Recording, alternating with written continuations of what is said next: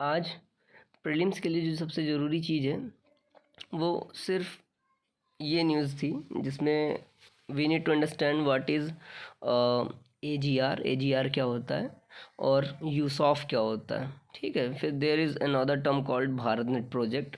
So we'll try to understand these three things from today's newspaper, which are only important things from prelims perspective in my view. Um, First of all, we will see what is in the news.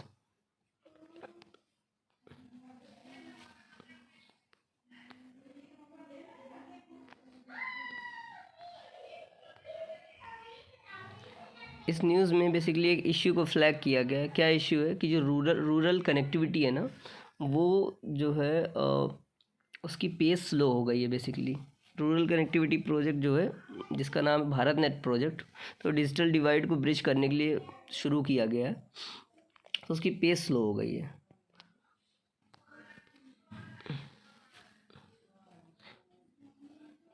Then this is development around A G R. तो A G are का जो issue है उसमें एक relief package सरकार ने दिया था। तो क्या था रिलीफ पैकेज, उससे रिलेटेड ये है।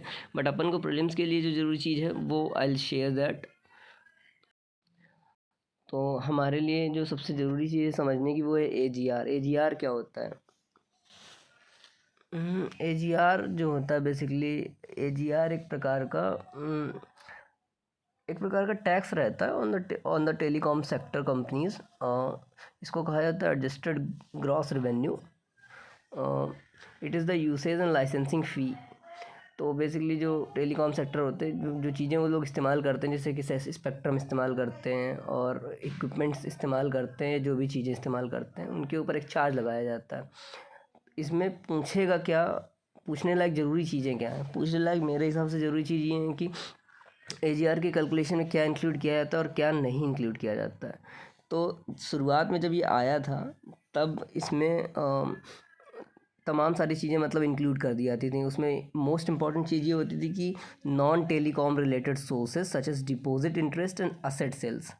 तो बेसिकली इम्पॉर्टेंट ये है कि नॉन टेलीकॉम रिलेटेड जो सोर्सेज होते थे उनके ऊपर टैक्स लगाया लगाया गया और वो इंक्लूड किया गया। तो इसका एक डेवलपमेंट है, डेवलपमेंट की स्टोरी मैंने लिखी हुई है। 1999 से शुरू हुआ है प्रोसेस, जब इसको सबसे पहली बार लगाया गया। उसके बाद 2003 में ये डेवलपमेंट हुआ कि सरकार ने डिमांड किया कि नाउ यू हैव टू पे इट। देन को जो केस था वो चला गया अपीलेट ट्रिब्यूनल में। उसके बाद सुप्रीम कोर्ट के पास केस चला गया 2012 में। तो वो जो 2G स्कैम वाला केस था that was around the same same year. उसके बाद 2019 में सुप्रीम कोर्ट ने इसके ऊपर जजमेंट दिया। तो बेसिकली स्टोरी यूजलेस है, समझने की बस इम्पॉर्टेंट चीज़ ये है कि सुप्रीम कोर्ट ने जो गवर्नमेंट की डिफिनीशन थी ना ए की, उसको अपहेल्ड किया था। ठीक है, बट अगर उसको अपहेल्ड कर दिया तो उससे क्या हुआ कि जो टेलीकॉम सेक्टर की कंपनीज़ हैं उनके ऊपर बहुत ज़्यादा बर्डन आ गया। तो सरकार ने क्या किया, सरकार ने एक रिलीफ पैकेज दिया। तो उस रिलीफ पैकेज में ये कहा गया कि जो ए की डिफिनीशन है वो अब चेंज कर दी जाएगी, ताकि जो कंपनीज़ हैं उनको उनके ऊपर जो है टैक्स बर्डन ज़्यादा ना हो। तो वो जो नॉन टेलीकॉम रिलेटेड सोर्सेज थे ना जिनके ऊपर टैक्स लगाया जा रहा था वो हटा दिया गया। ये डेवलपमेंट है। ठीक है, अपन को प्रीलिम्स के लिए ज़रूरी क्या है कि कैलकुलेशन कैसे होती है। उसमें लिख के आएगा कि रिवाइज्ड कैलकुलेशन का तरीका क्या है, ऐसे करके कुछ तो लिखेगा वो कि डेवलपमेंट नया क्या हुआ है। ठीक है, और इसमें इम्पोर्टेंट ये है कि 100% FDI अलाउ की गई है टेलीकॉम में।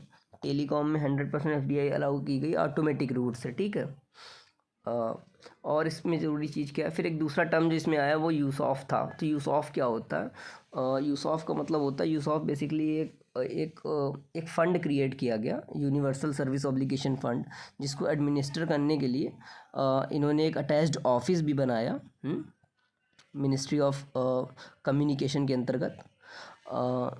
तो इसमें होता क्या है कि इसमें जो is the pool of funds generated by 5% universal service levy that is charged upon all the telecom fund operators on their adjusted gross revenue.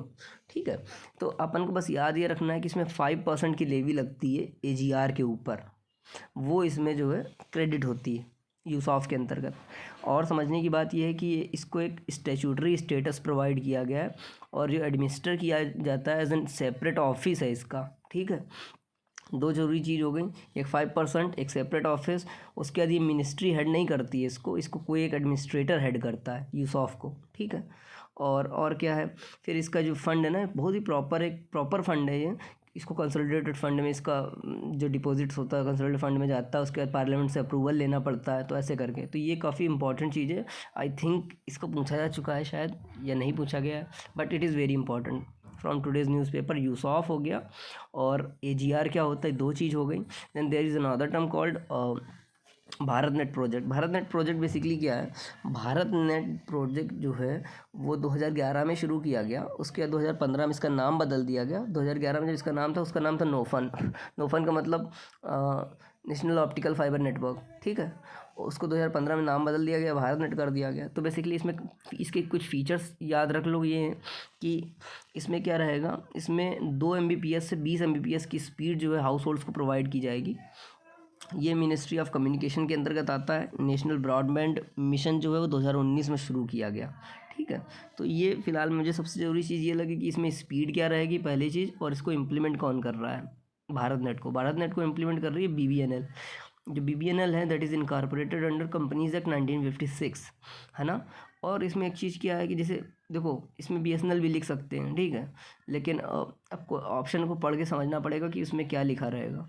तो ये मेरे को थोड़ा सा ज़रूरी चीज़ लगा। तो यही आज के दिन प्रीलिम्स के लायक जो इम्पोर्टेंट जानकारी थी वो यही थी। एक बार फिर से देख लेते हैं AGR क्या होता है। AGR में याद रखना है कि 100% FDI अलाउ किया। जैसे जब भी FDI का जो रिवीजन किया गया था ना, उसके बाद से कोई क्वेश्चन नहीं पूछा गया FDI के ऊपर। But FDI is a very potential topic for the prelims, कि किस सेक्टर में कितनी FDI है, बहुत ही इंपॉर्टेंट चीज़ है। यूज़ ऑफ तो है ही इम्पोर्टेंट।